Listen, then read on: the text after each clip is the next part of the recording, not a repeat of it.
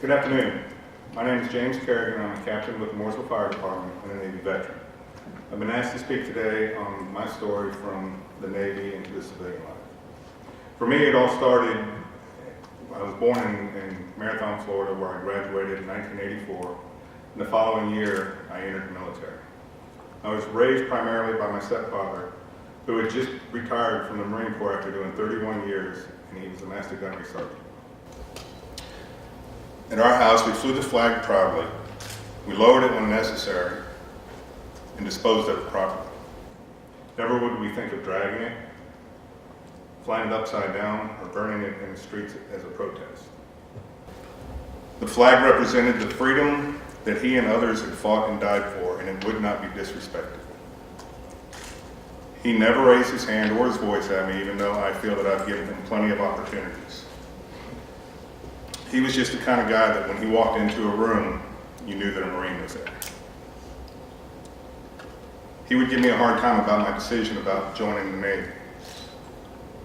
I would remind him at the bottom of his Marine military ID that the words Department of the Navy were written, and he would laugh and tell me, yeah, the men's department. As a child, I remember spending our summers on the road attending Marine reunions. He was a member of the 1st Marine Division of the Guadalcanal Campaign, which was the first offensive strategy by Allied forces against Japan in World War II. These were grand ballroom-like type reunions, and I remember listening to these people talk and being intrigued by their stories. These were great men that provided a great service for our country, and I admired that. They trusted each other with their lives much as we do in the fire service. I think that's when I had my first desire to join the military and serve my country. I've had many military influences. My biological father was in the Army during World War II. My brother was in the Vietnam War. Several brother-in-laws and nephews, and even my son, joined the Army as a Ranger. I'm very proud of the time that I spent in the service and of all that it served. I feel that all high school grads should do 1 or 2 years serving their country when they graduate. It might do something for our community. As most 18-year-olds are, I had a know-it-all attitude. You couldn't tell me anything. I was just looking for a way to get out of the small-town atmosphere, not knowing later in life that that small-town atmosphere was actually paradise. I was too young to know it. I enlisted in the Navy and went off to Great Lakes for boot camp. Times were different then than they are now. No joke, boot camp was tough and very disciplined. After falling up the stairs several times, I'd lost that know-it-all attitude and had a newfound respect for authority. After boot camp, I went to Fort Bliss Army Base to learn how to fire Stinger missiles. It was me, 5 other sailors, 200 Marines, and 5,000 Army guys. Now the Marines and the Army dressed in camo fatigues, and they blended. Us 6 had our cute white Dixie cups, our powder blue shirts, and our dungarees, and we stuck out like sore thumbs. As we would march to class, to the chow hall, to the barracks, or wherever, it seemed that every Jeep that passed that had an officer in it would drive by and we would end up in a ditch doing push-ups for saluting the Jeep or not saluting the Jeep, doing the right thing, the wrong thing, it didn't matter. After training, the 6 of us sailors went to the Com-6 fleet in Gaeta, Italy. We were assigned to the amphibious fleet to assist with the ship-to-air defense. For those of you not familiar with the amphibious fleet, these are Navy ships that had about 100 or so Navy personnel running the ship, along with about 400 Marines. And our job was to get them from the ship to the shore so they could do their ground hand-to-hand combat.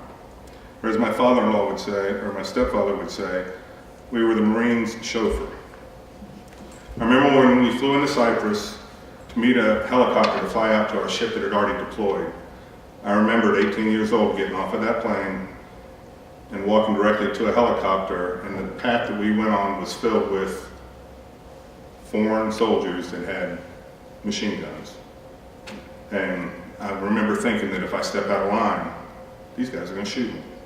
And that's when I realized how serious my job actually was. We would complete that 6 months on their cruise, and we would be transferred to the relief ship's crew. We did this for 2 years, spending most of our time in Modlock off of the coast of Libya, Syria, and Lebanon. We had some good ports.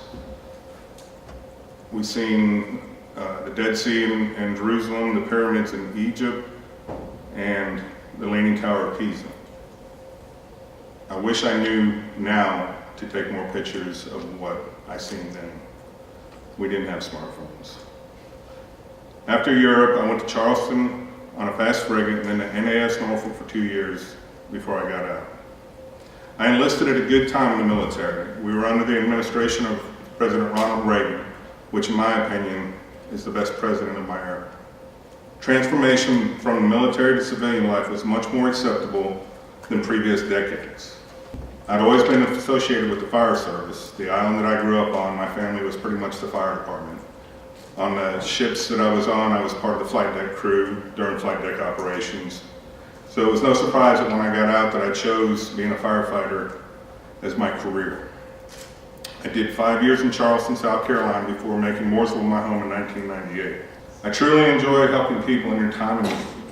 On the walls of each fire station in Mooresville are the words pride, commitment, and integrity. Those are words that I try to live by every day. And I think it's the military that inscribed that in me. Whether we're fighting for a line drawn in the sand or helping somebody at their worst possible moment in life, I'm proud to be given the opportunity to make a difference. Today I feel I'm very blessed. I have a loving wife who supports anything I do, a beautiful little girl that I simply adore, and 3 boys that run to the door when I come home. I have some awesome in-laws and other family members to share these experiences along with 90 plus brothers and sisters at the fire department that I know I can call on if needed. My name is James Carrigan. Thanks for listening to my story.